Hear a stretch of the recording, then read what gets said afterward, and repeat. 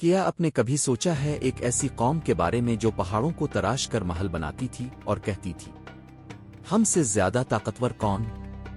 مگر جب آسمان کا حکم آیا تو ان کے محل مٹی کے نیچے دب گئے۔ حضرت نوح علیہ السلام کے بعد ایک اور قوم وجود میں آئی، قوم عاد۔ یہ لوگ یمن اور عمان کے درمیان ایک علاقے میں رہتے تھے۔ ان کے شہر کا نام تھا رامجاتول عماد، یعنی ستونوں والا شہر جو آسمان سے بات کرتا تھا۔ ان کے جسم پہاڑوں کی طرح مضبوط، قد بادلوں کو چھوتے اور ان کا غرور آسمان کو چیر دیتا۔ وہ کہتے ہم ہی زمین کے وارث ہیں اور ہمیشہ رہیں گے۔ اوقاف کی ریت میں ان کے شہری علاقے دور دور تک پھیلے ہوئے تھے۔ ان کے گھوڑوں کے قدموں سے زمین گونجتی تھی۔ رات کو ان کے چراغوں کی روشنی دور دور تک چمکتی، گویا ان کا شہر زمین پر تاج ہے، اور وہ اپنی مجالس میں اکثر یہی کہتے ہم جیسے لوگ دوبارہ کبھی پیدا نہیں ہوں گے۔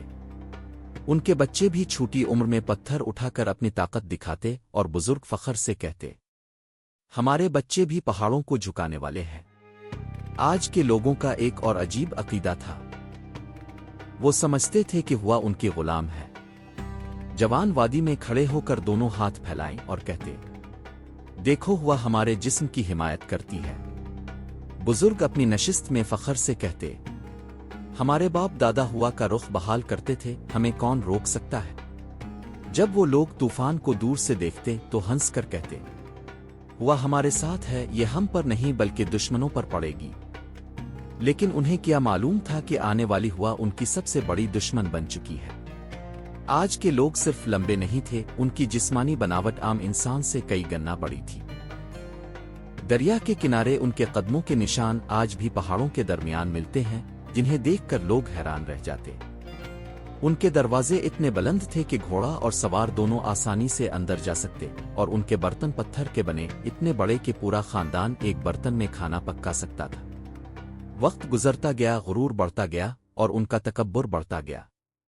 پھر اللہ نے اپنا نبی بھیجا، حضرت ہود علیہ السلام، جو کہتے اے میری قوم، صرف اللہ کی عبادت کرو، اس کے سوا کوئی معبود نہیں۔ قوم کہتی کیا ہم اپنے باپ دادا کے مذہب چھوڑ دیں؟ ہم طاقتور ہیں، ہمیں کوئی نہیں روک سکتا۔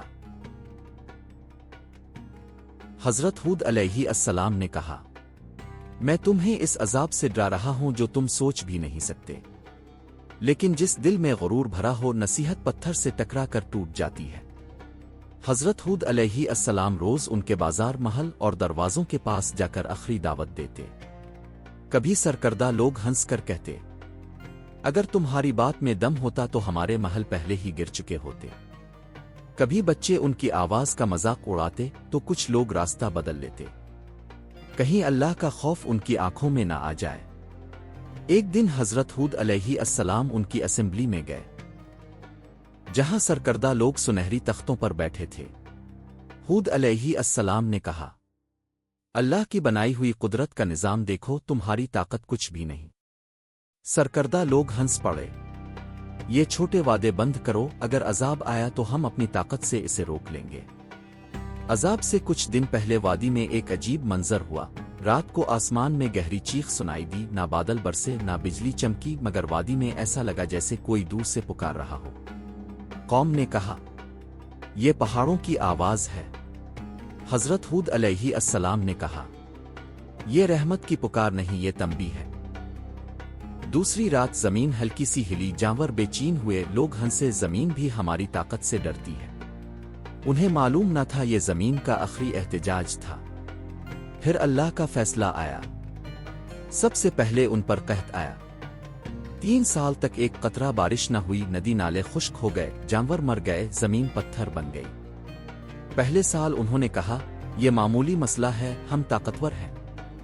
دوسرے سال پیاس نے زبانیں ساکھی کر دی، مٹکے خالی پڑ گئے، جانور گرنے لگے۔ تیسرے سال قوم کی ہنسی فخر اور آواز گم ہو گئی جو کبھی آسمان کو ٹکرانے کا دعویٰ کرتی تھی۔ پھر 3 بادل آئے، سرخ، سفید اور سیاہ۔ فرشتہ نے کہا اے قوم عاد، ان میں سے ایک بادل چن لو۔ سرکردہ ہنس کر کہتا کالا بادل، اس میں پانی ہے، رحمت ہے۔ مگر وہ بادل رحمت نہیں، عذاب لے کر آیا۔ ہوا تیز ہوئی، لوگ چیخنے لگے، پہاڑ، محل اور سب کچھ مٹ گیا۔ 7 رات اور 8 دن طوفان چلتا رہا، سب کچھ ریت میں دب گیا۔ جو لوگ حضرت ہود علیہ السلام کے ساتھ ایمان لائے، اللہ نے انہیں پہاڑوں میں پناہ دی۔ حضرت ہود علیہ السلام نے دعا کی، اے میرے رب، ہمیں سیدھے راستوں پر قائم رکھ جو تیری طرف لے جائیں۔ یہ وہ لوگ تھے جو کبھی کہتے تھے ہم سے زیادہ طاقتور کون، اور اب ان کی زندہ نشانی بھی ہوا میں بکھر چکی تھی۔ حضرت ہود علیہ السلام نے کہا، غرور کا انجام ہمیشہ تباہی ہے اور اللہ کی نافرمانی ہلاک۔ آج بھی اوقاف کی ریت کے نیچے ان کا شہر دبا ہوا ہے، ایک گواہی کے طور پر کہ طاقت اور شان سے نہیں بلکہ صرف اللہ کی اطاعت سے عزت ملتی ہے۔ اگر آپ کو یہ قرآن کی کہانی پسند آئی ہو تو ویڈیو کو لائک کریں، کمنٹس میں بتائیں کہ اگلے ایپیسوڈ میں کس قوم کی کہانی دیکھنا چاہتے ہیں، اور چینل کو سبسکرائب کرنا نہ بھولیں۔ یہ صرف کہانی نہیں، ایک حقیقت ہے جو ہمیشہ یاد دلاتی ہے کہ جب انسان غرور کرے اور ظلم قائم کرے تو اللہ اسے مٹا دیتا ہے۔